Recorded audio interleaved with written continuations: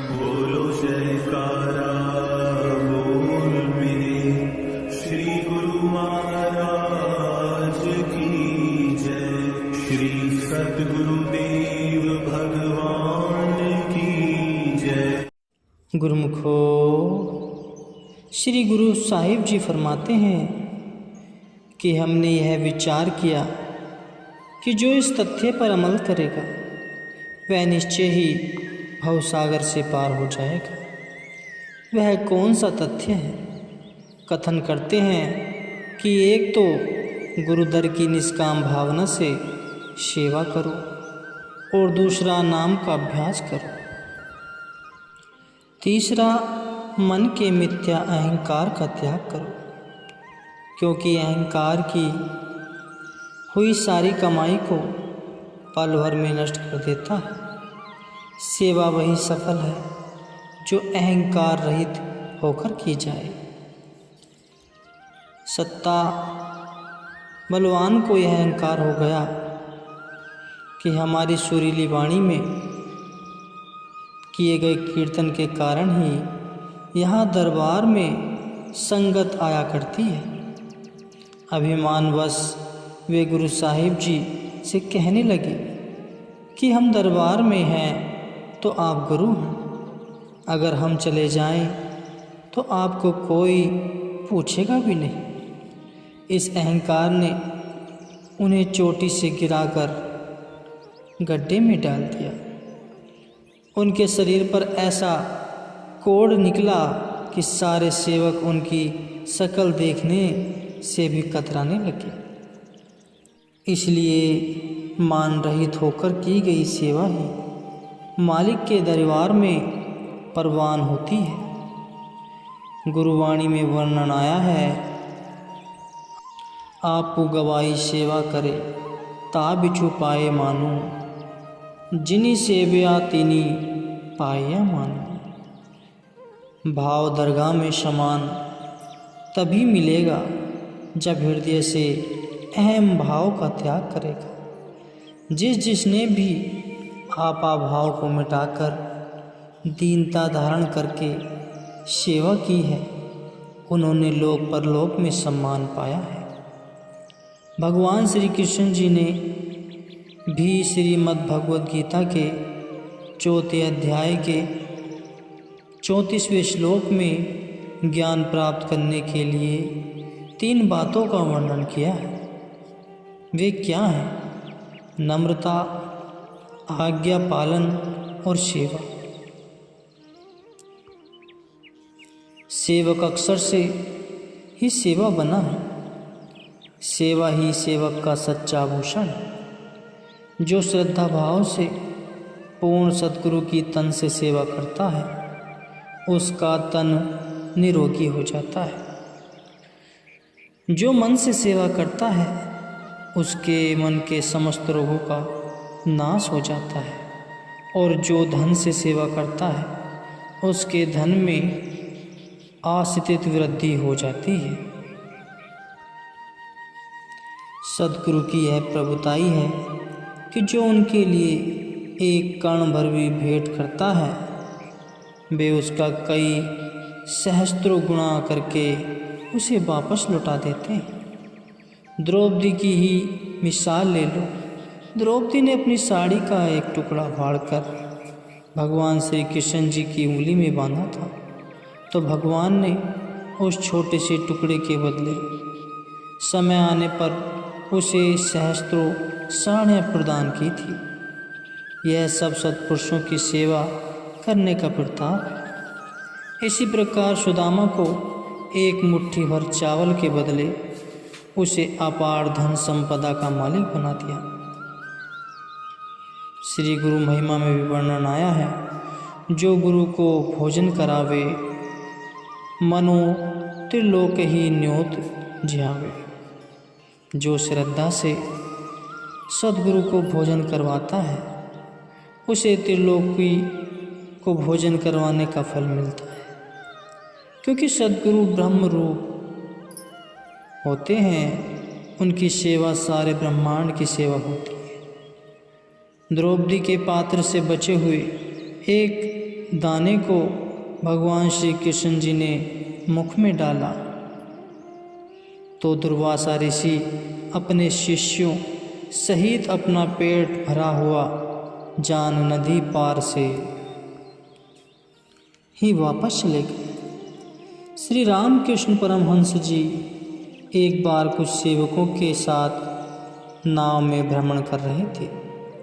उन्होंने अपने खाने पीने की समस्त सामग्री उन्हें भेंट करते हुए कहा कि इसमें से पहले आप कुछ ग्रहण कर लो, फिर हम सब ग्रहण कर लेंगे। लेकिन वे तो ठहरे मोजी ठाकुर, भेंट की गई सारी ही सामग्री सेवन कर ली। उन लोगों ने क्या देखा कि खाया यद्यपि केवल स्वामी जी नहीं था, लेकिन पेट सबका भर गया। यह सब कमाई वाले महापुरुषों की सेवा की ही बरकत है। एक बार श्री गुरु हरि राय जी के पास एक आदमी आया। उसने विनती की कि पहले मैं बहुत गरीब था, परंतु फिर अमीर हो गया, लेकिन अब दोबारा गरीबी आ गई। इसका क्या कारण है? श्री गुरु महाराज जी ने फरमाया कि हमारे 2 सेवक एक घर में रहते थे। हमने उन्हें कहा कि गुरु घर की सेवा किया करो, परंतु उन्होंने मनमति पर चलकर उस वचन का पालन नहीं किया और फलतः वे कबूतर कबूतरी बने। एक बार कबूतरी ने कबूतर से कहा कि हमने गुरु का वचन न मानकर सेवा नहीं की थी, इसलिए हमें यह जन्म मिला है। अच्छा होगा कि अभी जितना संभव हो सके उतनी सेवा कमा लें। कबूतर ने कहा कि अभी हम कौन सी सेवा कर पाएंगे। कबूतरी ने कहा कि गुरु की सेवा अंदाज के हिसाब से नहीं, अपितु भावना अनुसार की जाती है। देखो, इस घर में अन्न के दाने सूखने को डाले पड़े जाती हैं। इस घर में अन्न के दाने सूखने को डाले जाते हैं। इनमें से कुछ दाने चोंच में भरकर लंगर की सेवा में डाल आते हैं। इस प्रकार से वे दोनों सेवा करने लगे। गुरु साहिब जी ने फरमाया कि जब तुम निर्धन थे तब पक्षियों ने तुम्हारे घर से अन्न के दाने लाकर लंगर में डाले और वह अनाज गुरुमुखों के मुख में गए। उसी से तुम्हारा भाग्य खुला, जो तुम अमीर बन गए। अमीर होने के बाद तुमने पक्षियों के आने का रास्ता ही बंद कर दिया, जिससे तुम्हारे दाने लंगर में पहुंचने बंद हो गए और तुम अमीर से पुनः गरीब बन गए। गुरु के घर की सेवा से ही बरकत पड़ती है। वह करते रहोगे तो बढ़ते रहोगे। यह सुनकर वह सच वचन कहकर तन मन धन से सेवा करने लगा और कुछ ही समय में फिर से अमीर हो गया। गुरुवाणी में वर्णन आया है, सतगुरु की सेवा चाकरी, सुखी हूँ सुख चार, ऐथे मलिन बाड़ी आइया दरगाह मोदवार। सदगुरु की सेवा सुखदायिनी है, जो यहाँ भी सम्मान दिलवाती है और मालिक को दरगाह में भी इज्जत मान व सुख रूही दिलवाती है। हे सर्वव्यापी सदगुरु, आप सदैव मेरे साथ रहो और मेरे मन की लगाम अपने अधिकार में रखो, वह सीधे मार्ग पर चलाओ। हे दाता, मेरे दिल में कोई अच्छे बुरे का सवाल ही पैदा न हो। आपकी प्रसन्नता में रहना ही मैं अपना धर्म समझूं। जहाँ भी आप रहें वहीं मैं और मेरे सुखधाम हूँ। सद्गुरु स्वयं कष्ट सहन कर हमें सिखाते हैं कि तुम सहन करना सीखो। सद्गुरु सेवक को मोह माया के बंधन से छुड़ाते हैं तो संसारी जीव मोहवश इसका विरोध करते हैं कि तुम सहन करना सीखो। सद्गुरु सेवक को मोह माया के बंधन से छुड़ाते हैं तो संसारी जीव मोहवश इसका विरोध करते हैं, परंतु महापुरुष इसकी परवाह न करते हुए जीवों के आत्म कल्याण में शामिल रहते हैं। हे सद्गुरु, आपकी शरण ग्रहण करने से पहले जो दुख सताते थे वे अब सुख में परिवर्तन हो गए हैं।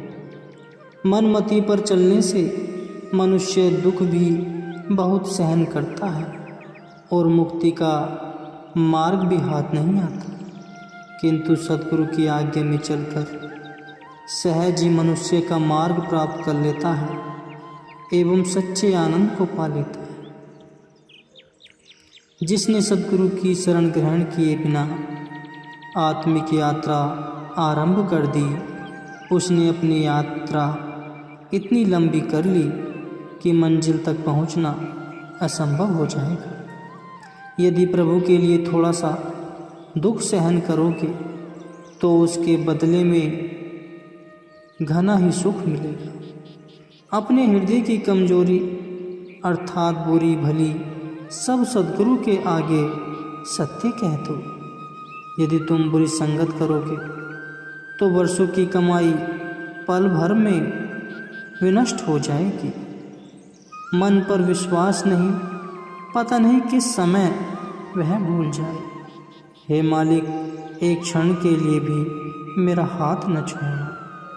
मालिक के बिना न अन्य वस्तुओं में स्थिरता है और न ही हित है, इसलिए सबकी तरफ से सुरती हटाकर उनके श्री चरणों में लगाओ।